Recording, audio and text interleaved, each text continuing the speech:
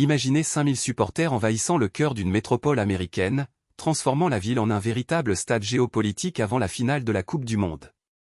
Une scène qui semble sortie d'un film, mais qui s'est réellement déroulée. Pourquoi ces fans ont-ils décidé d'investir chaque coin de rue, chaque écran public, chaque coin café? Quel message veulent-ils envoyer avant même que le ballon ne quitte le terrain? En quelques heures, des drapeaux flamboyants, des chants retentissants et des écrans géants diffusant les mêmes images que les stades. Plus de 5000 personnes, soit l'équivalent d'une petite ville, ont convergé vers un quartier emblématique, créant une ambiance qui rivalise avec celle du stade officiel. Le phénomène, c'est le soft power à l'état pur, l'utilisation de la culture, du sport et de la visibilité pour influencer l'opinion internationale sans passer par la diplomatie traditionnelle. Ici, le sport devient un champ de bataille où chaque chant, chaque bannière, chaque selfie partagé sur les réseaux compte comme un coup de projecteur. Ce qui est encore plus intriguant, c'est la façon dont les marques locales ont sauté sur l'occasion, affichant leur logo aux côtés des symboles nationaux, transformant le tout en un véritable partenariat commercial politique. On parle de plus de 200 000 € de dépenses publicitaires en une soirée seulement. Et si le vrai enjeu n'était pas seulement le match, mais la façon dont ces supporters redéfinissent la présence d'une nation à l'étranger? Ce qui s'est passé ensuite va vous surprendre. Restez avec nous, on plonge maintenant dans le contexte qui a donné naissance à cette vague de ferveur inattendue. JSON. Title, l'impact des supporters espagnols à région. Texte, on a vu l'ambiance de folie, les drapeaux qui claquent et les chants à gorge déployés. Mais au-delà de la passion pure. Les supporters d'une grande nation européenne ont envahi un centre urbain mondial, brandissant drapeaux, chants et applis de streaming. Mais pourquoi ces fans deviennent-ils des agents de diplomatie?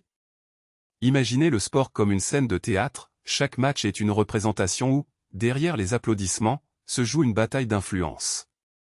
En 2022, la fédération sportive de cette nation a dépensé 45 millions d'euros en campagne digitale ciblée dans les métropoles clés, soit 12% de son budget total.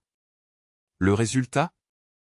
3,4 M de vues en direct, 1,2 M de mentions sur les réseaux en moins de 48 h, et une hausse de 8% du sentiment positif dans les sondages d'opinion locale.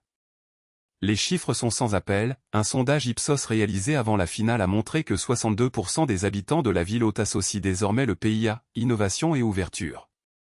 La même étude révèle que 27% des jeunes ont déclaré vouloir apprendre la langue de ce pays après avoir vu les supporters. Une vraie vague de soft power, alimentée par le sport, qui dépasse le simple divertissement. Et la géopolitique? Le sponsoring de marques américaines par la fédération a généré 18 millions d'euros de revenus publicitaires, renforçant les liens économiques entre les continents. Le tournoi de la diplomatie s'est concrétisé quand, lors d'une soirée de networking, deux entreprises de technologie ont signé un contrat de 5 millions d'euros pour co-développer une plateforme de streaming. Ce qui s'est passé ensuite va vous surprendre, les joueurs eux-mêmes ont été invités à un dîner officiel où les chefs d'État ont échangé leurs cartes de visite, transformant le terrain en tableau de négociation. En bref, le sport agit comme un aimant, il attire les regards, les capitaux et les influenceurs politiques. Cette dynamique est le cœur du soft power moderne, un levier que les gouvernements utilisent comme un jeu d'échecs. Prochain arrêt, comment ces stratégies se traduisent en retombées économiques directes pour les marques, et quels sont les risques de surcommercialisation? JSON. Title, réaction locale et américaine. Texte, l'effervescence des fans, c'était palpable. Mais au-delà de l'ambiance festive, quelles ont été les répercussions concrètes ici? On vient de voir une vague de supporters qui s'est transformée en véritable campagne de soft power. Plus de 2000 casquettes arborant le même symbole ont envahi les rues, comme un nuage de confettis qui ne lâche jamais prise. Mais alors, pourquoi ces fans se transforment-ils en ambassadeurs? C'est simple, chaque chant, chaque drapeau brandi, c'est une micro-publicité qui se répercute sur les réseaux en moins de 5 minutes. Le compteur de vues a explosé, 1,5 million de vues en 24 heures, et chaque seconde génère des partages qui valent plus que des spots TV. Imaginez une partie d'échecs où chaque pion est un supporter. Le roi, c'est le trophée, et chaque coup de fil, chaque selfie, déplace le pion d'un pas vers la victoire symbolique. Le coup de maître, c'est le moment où un simple cri de foule se transforme en trending hashtag, poussant les marques à surfer sur l'engouement.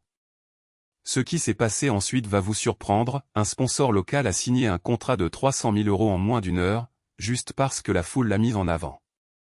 On se demande alors qui tire réellement les ficelles? Le public, les médias, les sponsors ou le jeu lui-même? La réponse se trouve dans l'écho que crée chaque applaudissement.